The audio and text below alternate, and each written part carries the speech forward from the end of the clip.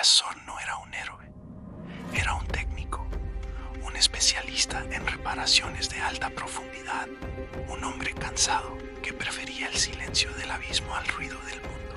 El descenso lo hizo solo, en su sumergible monoplaza, el Nautilus IV. El viaje se sintió eterno. Vio cómo el azul del océano se rendía, pasando a un índigo profundo y luego al negro más absoluto que jamás había imaginado. Solo las luces de sus instrumentos y los focos exteriores cortaban esa oscuridad infinita. A 8.000 metros, el sonar empezó a registrar anomalías. No eran rocas, no eran animales, eran sombras gigantescas que se movían en el borde de su visión, demasiado grandes para ser orgánicas, demasiado fluidas para ser máquinas. Elías se dijo a sí mismo que eran errores del sensor, pero entonces escuchó algo a través del casco reforzado, un zumbido, una vibración tan grave que le hacía castañetear los dientes. No era mecánico, sonaba como el canto de una ballena, pero distorsionado, rebajado a una frecuencia que provocaba náuseas. Cuando llegó a los 11.000 metros, la estación Adalo 9 apareció en la negrura.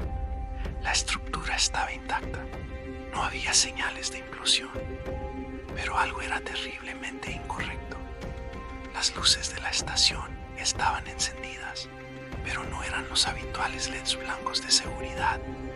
Desde cada ventana, una luz violeta enfermiza pulsaba lentamente, como el latido de un corazón oculto en la oscuridad. Elías acopló el Nautilus a la esclusa de la estación. La presión se igualó con un silbido agudo y entró. El aire adentro era pesado, olía a sal y a electricidad estática, pero lo más extraño era la humedad. Las paredes, el suelo, el techo, todo estaba cubierto por una fina capa de condensación. Hola, ¿hay alguien en el puente? Llamó por el intercomunicador. Silencio. Solo ese zumbido grave y constante que parecía emanar de las propias paredes.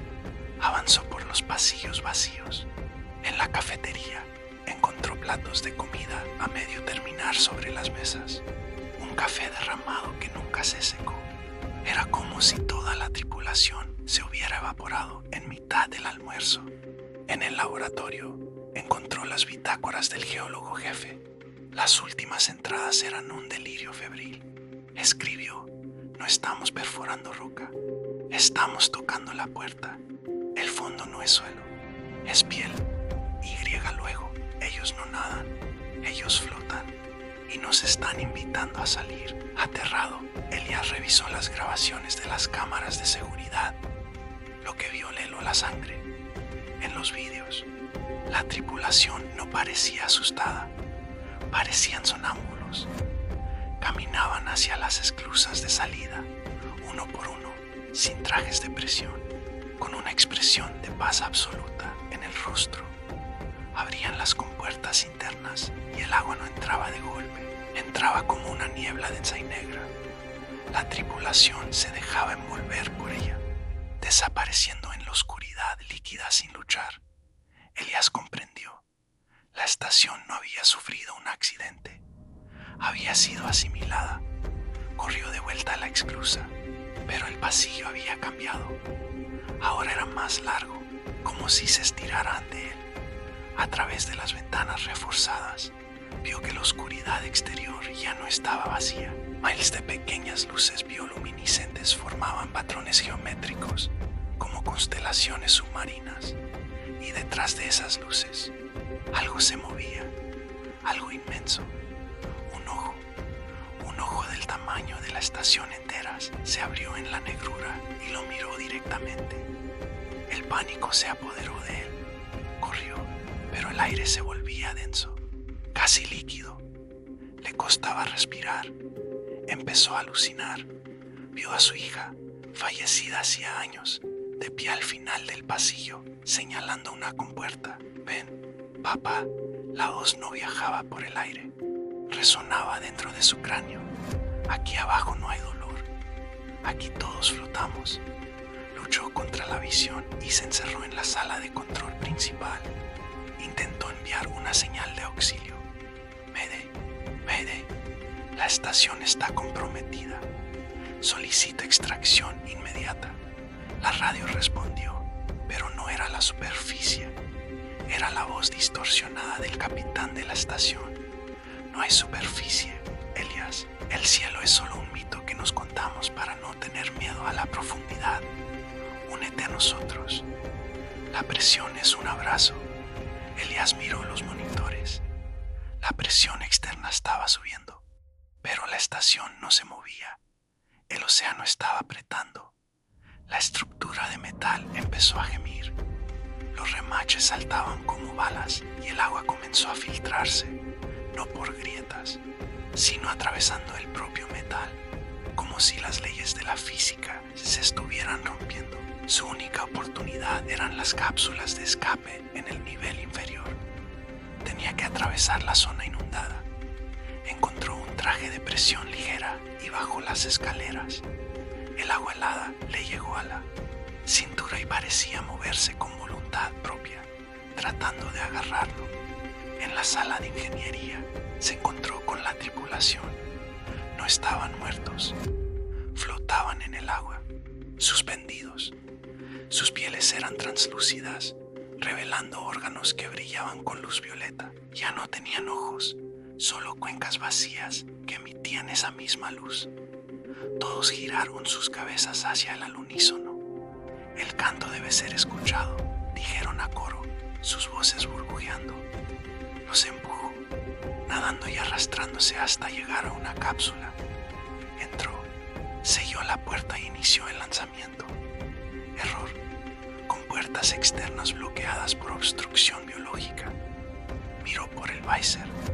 La obstrucción era una mano gigantesca, hecha de sombras y arrecifes antiguas, que sostenía la estación como si fuera un juguete. La entidad no quería que se fuera. Elias anuló los protocolos de seguridad y activó los propulsores al máximo. «Suéltame», gritó, golpeando los controles.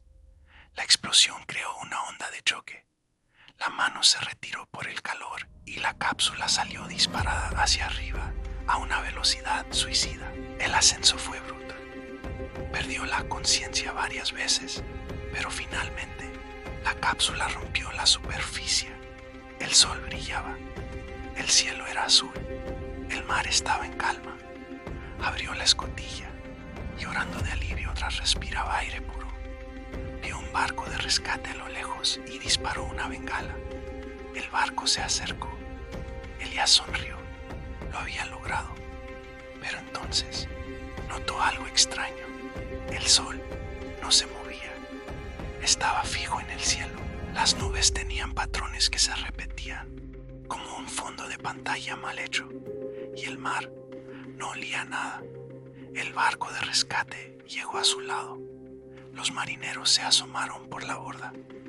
Todos tenían su cara, la cara de Elias. Todos sonreían con esa misma expresión de paz absoluta. «Bienvenido al nivel superficial», dijeron todos a la vez. Elias miró hacia arriba.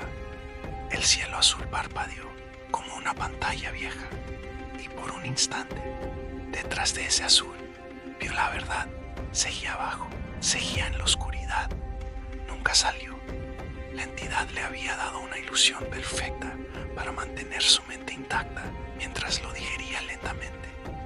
Su cápsula yacía en el fondo del océano, incrustada en el lodo, con las luces apagadas, mientras miles de pequeñas luces violetas se acercaban para darle la bienvenida a su nuevo hogar, el eterno abismo. Gracias por acompañarnos en esta inmersión al terror. Si te gustan las historias que te quitan el aliento, dale a me gusta y suscríbete para no perderte la próxima. Nos vemos en las profundidades.